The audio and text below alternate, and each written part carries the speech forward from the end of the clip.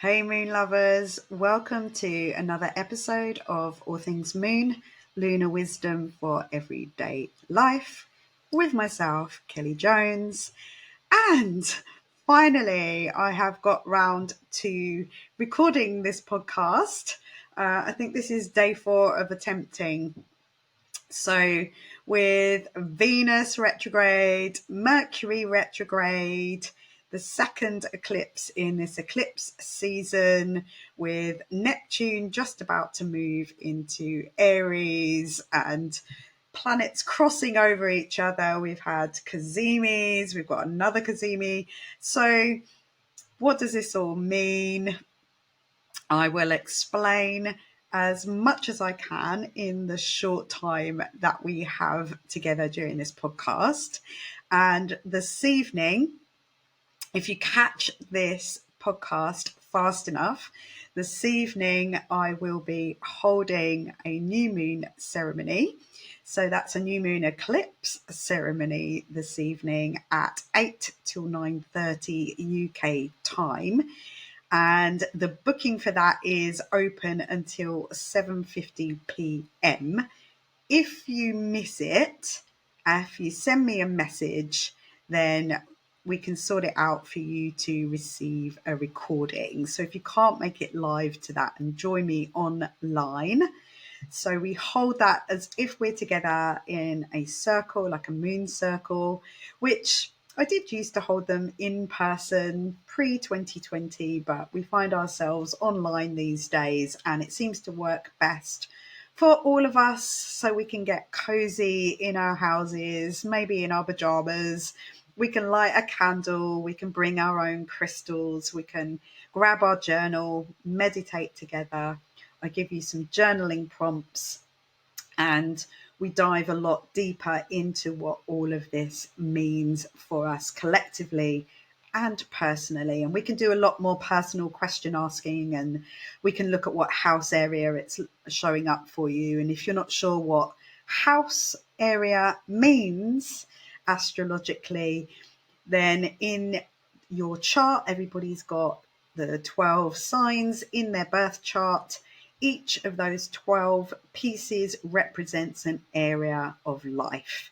And I have been asked if I would do a podcast on the houses, but I think what I'm going to do is do an online workshop that you could either join in person, where we're going to dive deep into what all of the houses mean. And of course, again, if you can't make it live, there will be a recording that you can purchase afterwards. And that will be an evergreen workshop that will apply at any time. It won't be specific to the astrology of the moment. So, the astrology of this moment. There is so much that we are all collectively experiencing right now. So, if you have had, a strange week of dreaming, that would be normal. I definitely have had the weirdest kind of dreaming week, and eclipses can mean sudden change, sudden endings, sudden beginnings. It's a wild card energy, so we really are in a time of unknown. So embracing the unknown is another thing that would come up at the moment as being something I suggest, is to accept that we just don't know. And we never know. We never really know, but we can, to some extent, control some of our daily lives. But at the moment, there are so many aspects that either haven't happened before in our lifetimes, or we can't see how far back it was. Like, we've looked 12,000 years ago and we still can't quite find where some of these aspects have aligned at the same time. So, let's get excited about the unknown rather than fearful, because what we put out is what we receive back in, and vice versa. So we have on the 20th. So this is March the 29th. And this morning at 10:57 UK time, I was actually in the Cozy Club in Chelmsford having breakfast. Tom asked me what the time was and he said he felt a bit weird, and I said it's 10:56, and literally I said in 1 minute's time the solar eclipse starts to happen, and he said, oh well, maybe that's why I feel a bit weird then. So he's been experiencing quite a tight chest, so that might be a symptom that's come up. Is this a kind of an anxiety feeling? But that was this morning. So we are post eclipse. The moon has moved past the sun now and is moved on a couple of degrees. So that was at 9 degrees of Aries, was a partial solar eclipse. And it could be, I was listening to all different astrologers, and one of them, I can't remember exactly which one, it was Cassandra. She called this type of eclipse a hybrid because we have moved, when eclipses happen, the nodes of the moon, so that's the south and the north node of the moon, so they are just points that move, and they move the axis that they're on, that moves about every 18 months. So the past 18 months and the past 6 eclipses that we've had, including this morning, were on the Aries Libra axis. And those nodes have now moved onto the Pisces Virgo axis. So this Aries partial eclipse was on its own. The south node is no longer on the sign of Libra. It has moved onto Virgo. And the north node is now moving onto Pisces. So this is the last moment in the past 18 months worth of eclipses. So this Aries is the beginning, and Aries is all about self-assertion. It's all about the I am. It's the pioneering spirit. It's the beginning of spring here in the Northern Hemisphere. We've had the spring equinox, and it's the Fool card, it's the leap of faith.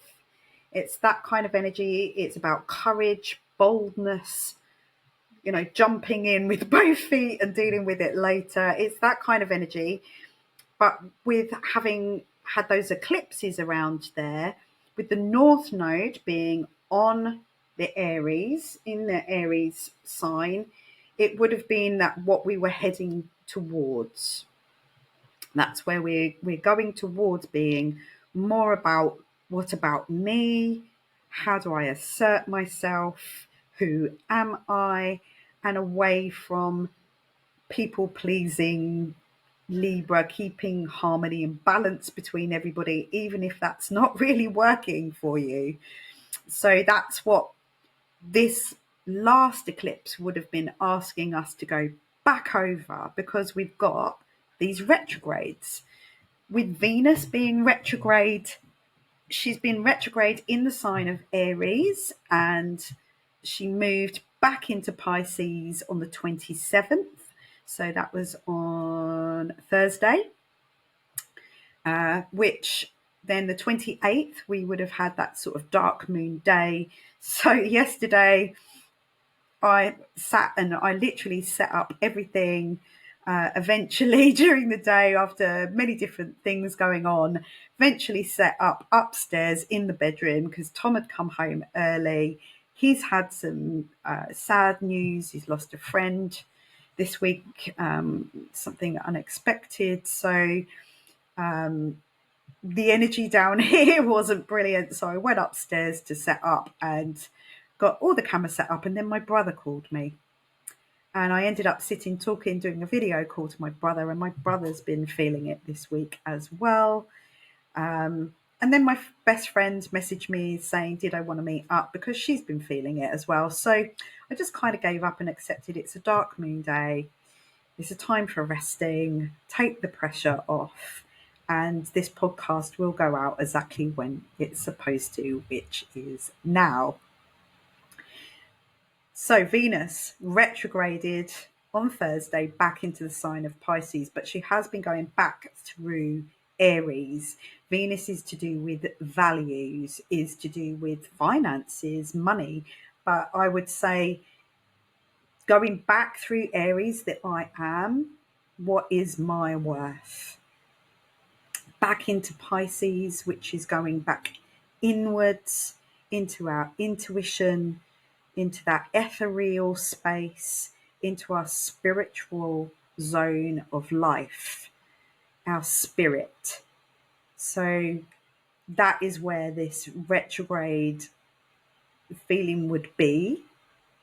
We've got this eclipse, this solar eclipse, new moon energy. New moons are generally normally times for beginning again, for putting down what you want to wish for and manifest for.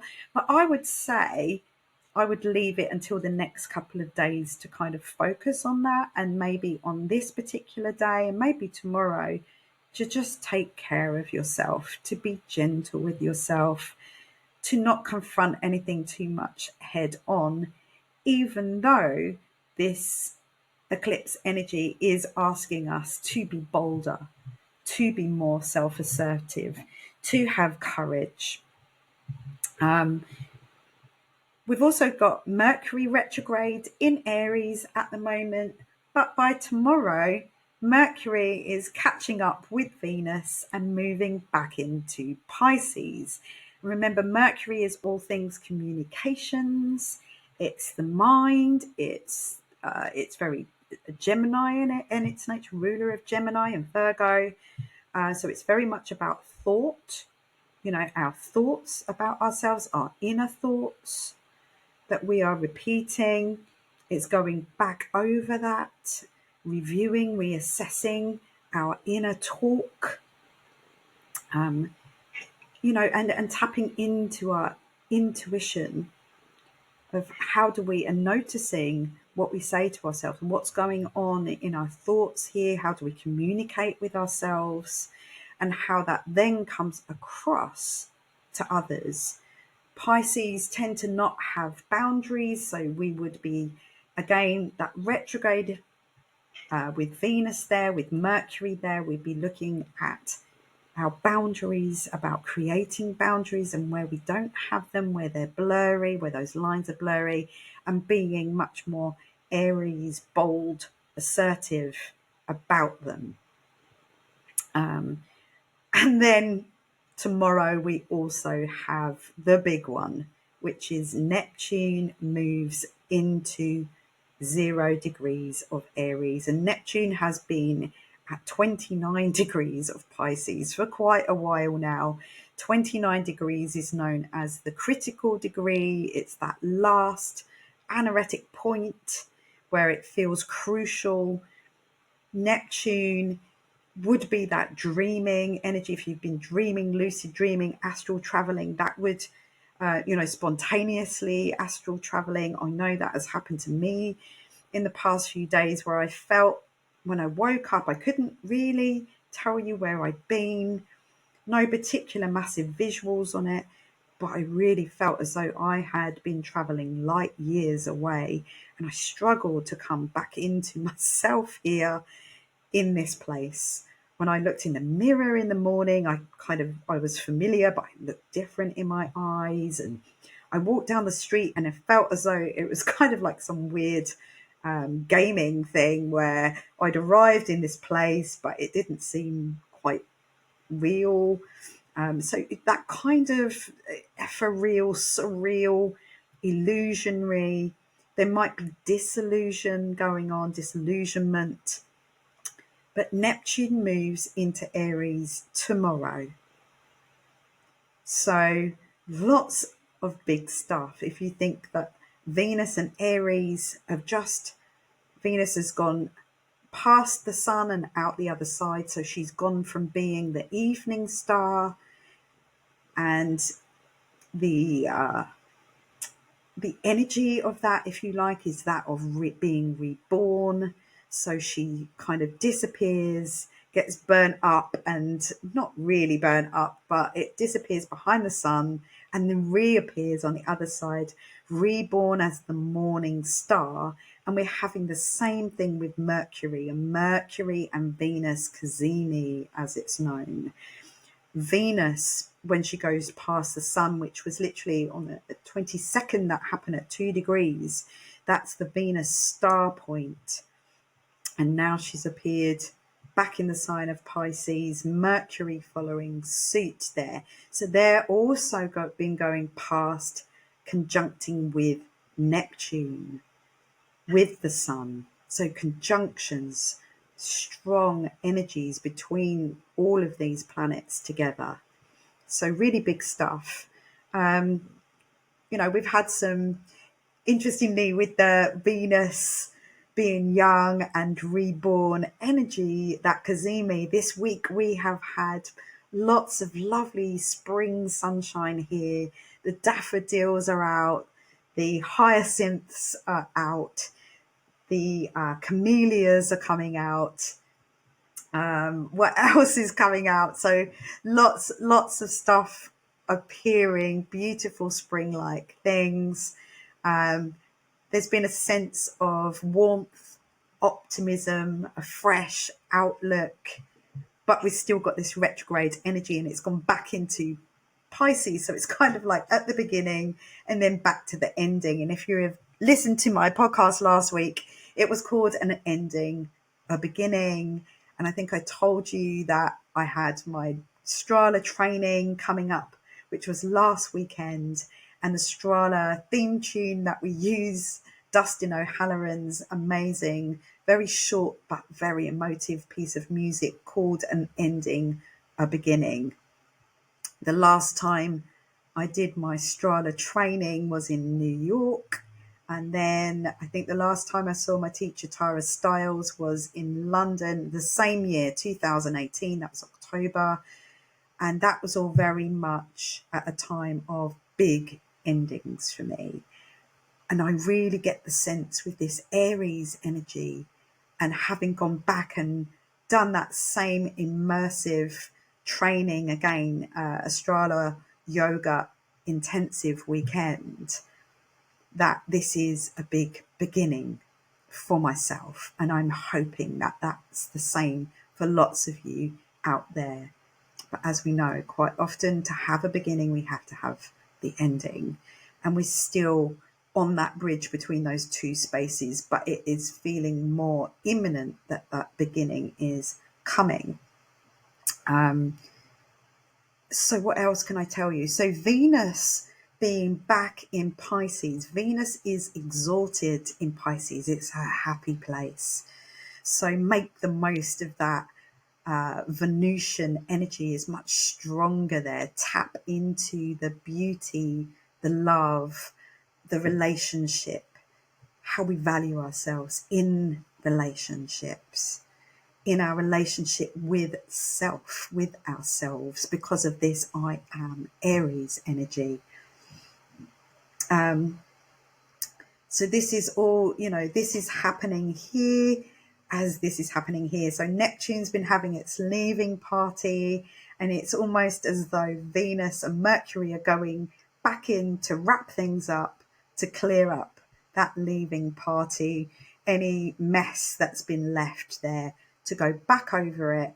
And then obviously at some point they will station direct and start moving forwards again, back into Aries. So they'll be going back past Neptune again. So, all of this backwards and forward stuff, not to mention Mars in Cancer, who's still on his way out of Cancer. By April the 18th, will start to move back into Leo, and all us Cancerians can breathe a sigh of relief. And tomorrow, the 30th, Mars will be at 23 degrees. I've just had a look at my own chart just to check. Yes, Mars tomorrow will be at 23 degrees of Cancer, and my Mars in my birth chart is Mars is 23 degrees of Cancer, which means Mars will be directly over my Mars again for the third time in the past 6 months. And if you've been listening to all the episodes previous to this, you know that what that has brought up for me is having to go and look over those 8th house subjects of all things to do with money, finances, in relation to others, where I give my power away around that subject, where there has been debt, dealing with that. We've also got Saturn going to be moving into Aries by May time, and Saturn is all about getting real, being mature, being grown up, having some discipline, getting sensible about wherever it is. So I have tapped into that energy to look at where some of this stuff that I've been using, this Mars energy in the sign of Cancer, but in my 8th house subjects, to do with inheritance. I'm having to look at the amount of inheritance money that I have left that I've had to tap into since 2020, when things changed so dramatically, to work out how to gain and increase my income that's coming in. And I tell you all of these things because I'm sure there's some of you out there that have probably got similar things going on. And let's be authentic about it. Let's face it. Let's use this Aries courage, bold assertiveness to confront the things that scare us, so that we can get past them and feel better, so that we can drop into that sense of rest and digest, and not be stuck in that anxiety, fear space, which we know is no good for us. Physically, it's no good for those around us. And that is where I booked that Strala yoga training a year ago, and how perfect that divine timing is of it being last weekend, just as all of this is happening right now.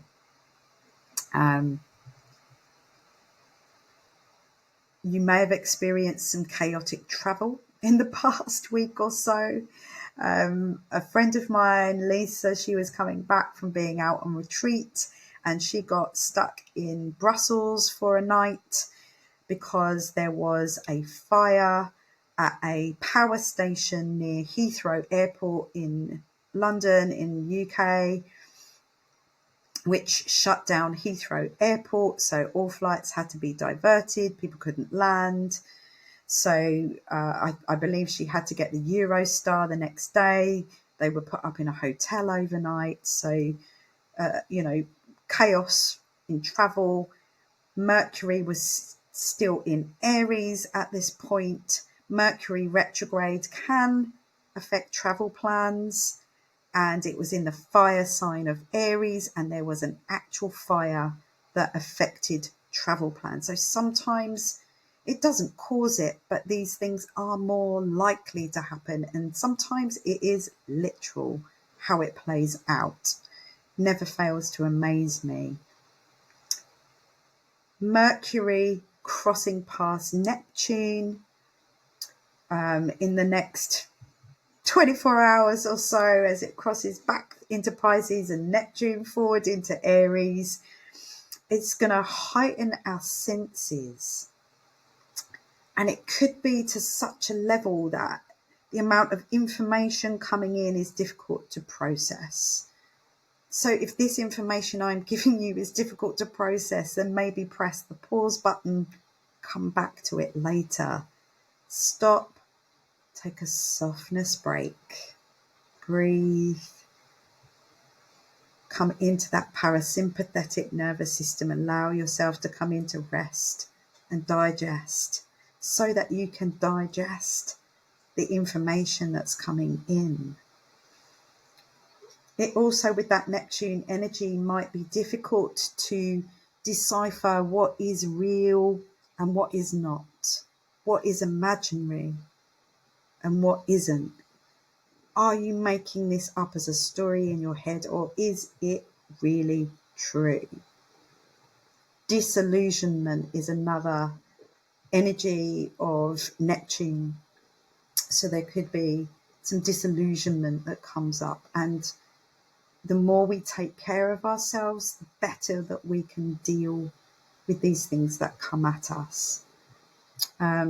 So we're kind of at the end. We're ending at the beginning, or we're beginning at the end. Who knows? We're in the post-eclipse Virgo energy 2 weeks ago, which was all about, purifying, cleansing our body, Virgo, Earth, our mind, Mercury, our aura, Pisces, that ethereal, our home, Mars in Cancer. So we have the true beginning of the zodiac year, the newness of spring, these last remnants of the Aries Libra axis. Neptune has been in the sign of Pisces for 14 years. Neptune has not been in the sign of Aries for 165 years, not in our lifetime. So it is stepping into an unknown beginning. Neptune has been very happy in Pisces because it's his home. It's the underwater world. Neptune in a fire sign, maybe not so comfortable. We've got that fire, water energy again.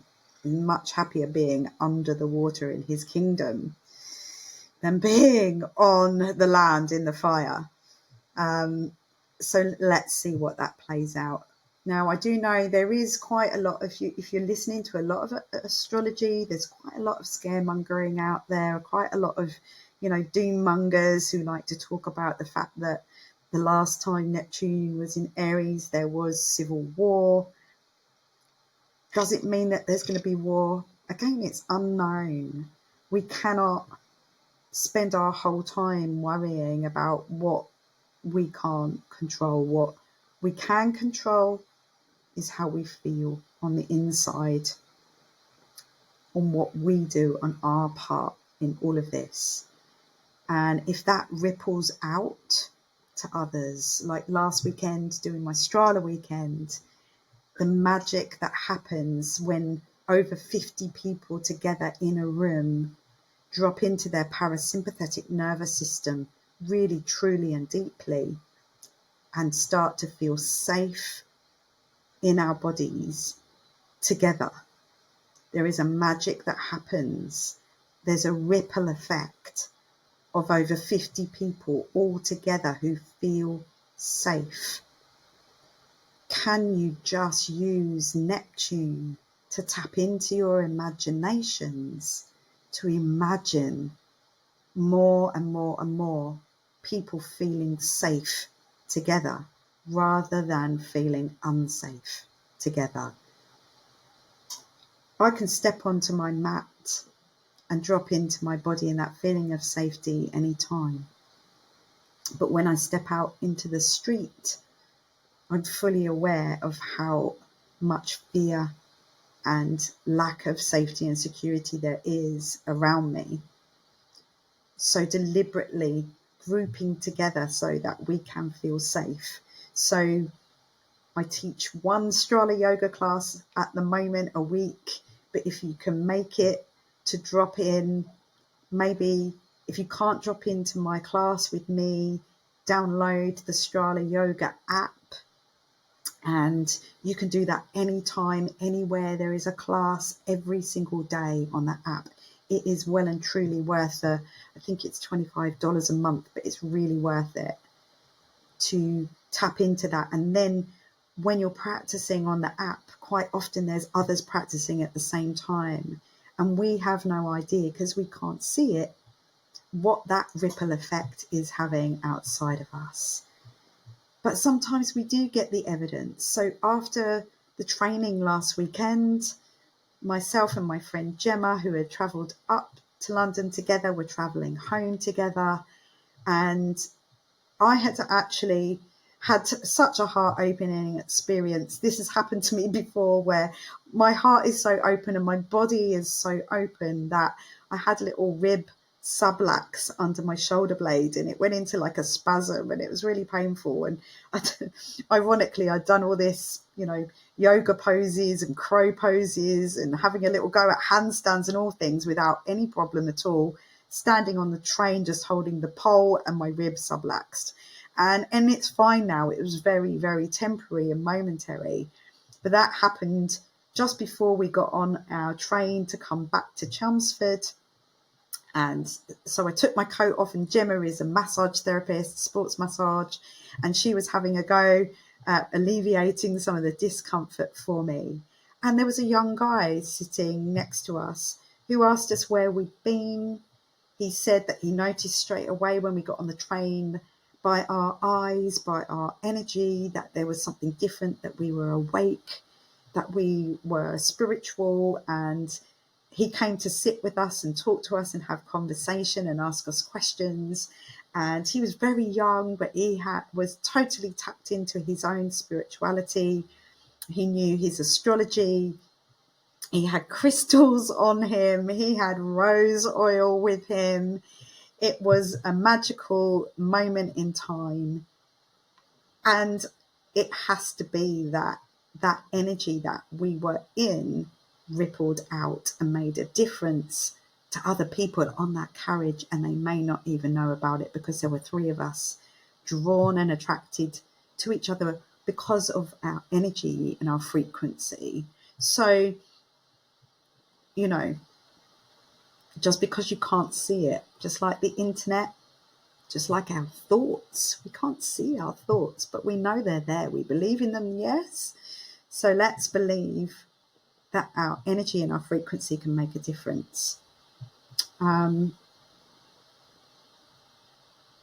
So going back over this Libra Aries axis from the past 18 months, just taking a little moment to honor yourself for what you have learned. It's been teaching us about the dance between ourselves and other people, the difference between independence and partnership, standing alone and coming together, all of that stuff. Honor yourself in the process you've been through to come into a place where maybe you are beginning to be more assertive. You're starting to have boundaries that you didn't have before. And this eclipse is asking us to be ready for this new era, to step in with boldness, to embrace the unknown, to take initiative, to have the strength to start anew, the courage to trust the process. What else can I tell you? Just looking at my notes here. So yeah, this is really big. All the big planets. We had Pluto fully in Aquarius now for the next 20 years. Neptune stepping into Aries. There will be a little time in October when Neptune goes retrograde back into Pisces, just to wrap things up. And then we'll move forwards again, back into Aries, just like the Pluto Aquarius thing that we had going on last year. Big planets changing signs. We've got Saturn moving into Aries in May. We've got Uranus moving out of Taurus after being there for 7 years into Gemini in June. We've got Jupiter moving out of Gemini into Cancer in July. Hip, hip, hooray. I'm looking forward to that. So yeah, lots and lots of big changes, new beginnings, really a new era is upon us. What does this all mean for us, for you? Obviously, I only have this short time here on this podcast to go over these main points to watch out for. I can give you a heads up and some self-care advice. The best advice, obviously, I can give you is if we have a look at your own chart and you get to know your own chart, get to know yourself better through knowing your chart, to know where the planets are, what houses they're in, what signs, the archetypal energies, all of that is individual to you. To attune to the moon every 2 weeks so you can become aware of the cycles and patterns and upcoming transits and how that might show up for you so you can take care of yourself better. So just a few things to wrap this up. Prioritize yourself. Self-assertion over people-pleasing. Do not compromise who you authentically are for anybody else. I had a healing treatment yesterday from a friend of mine called Georgie Dane. She's trained in this technique called Humana healing. And she did it as a distance healing. And if you go to my social media, you'll see a funny couple of images of these two. This is Indy on my lap here, but I had both Indy and Sydney lying on top of me, over my heart, over my sacral chakras, whilst having this healing treatment from a distance. It will take time to integrate, possibly 2 weeks, to notice clarity is what I'm seeking. Healing, giving myself that half an hour yesterday after teaching a beautiful Strala yoga class yesterday morning. With these retrogrades in Pisces and this Neptune energy, it's very much listen to your inner voice, your inner self. Neptune in Aries. Have courage and boldly face your wounds. We also have currently at the moment, Mars is in a square to Chiron. Chiron is still in Aries. Anybody of my generation would have been born with Chiron in their charts in Aries. Aries, the self, the I am. Chiron, the teacher. The wounds around who we are and being our true selves, being able to be, instead of having this glossy, successful materialistic image, being who we really are. Some of that may be triggered right now. I know that the sun is currently right over at 10 degrees right now as I'm recording this. 10 degrees of Aries is where the sun is. It's just moved 1 degree since the eclipse, and it's right over my Chiron, which is at 10 degrees of Aries. Mars is the ruler of Aries and the ruler of this moon, of this eclipse. So that Mars energy would be very strong. Tomorrow, 23 degrees of Cancer. Mars, 23 degrees of Cancer over my Mars. Bringing up this stuff very strongly. Taking care of myself whilst all of this is being brought up. Embrace the unknown and, reassess, review, redo, go back over your self-value, your self-worth, and how you communicate this to others. How you treat yourself is how others learn to treat you. How you communicate, what you're saying out loud and what you're saying in your inner voice.